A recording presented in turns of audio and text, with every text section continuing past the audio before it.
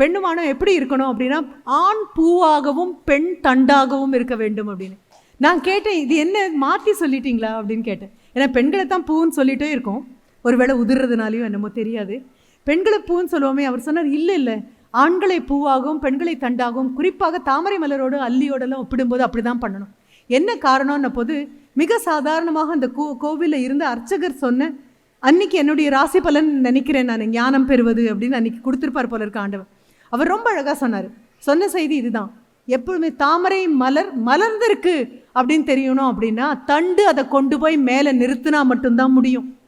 ஒரு ஆண் உலகத்தில் பெரிய நபராக மாறணும் அப்படின்னா அந்த பூ வெளியில் நிற்கணும்னா தண்டு மேலே பிடிச்சி அதை தள்ளி தான் ஆகணும், இல்லைன்னா சேற்றில் தான் உட்காந்துருக்கும். அது உட்காந்துருக்கிற இடத்த விட்டு இல்லையே நீ படைக்கப்பட்டது இதற்காக அல்லவேன்னு உந்தி தள்ளி ஒருத்திக்கு மேலே கொண்டு வர அப்படின்னா அதை வள்ளுவன்கிட்ட போனீங்கன்னா வெள்ளத்து அணையது மலர் நீட்டம்.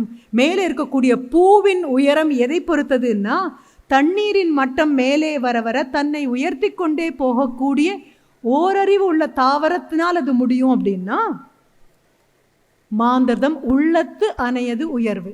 அவங்க மனசு எவ்வளோ உயரம் போகணும்னு முடிவு பண்ணுதோ அவ்வளோ உயரம் போகலாம்.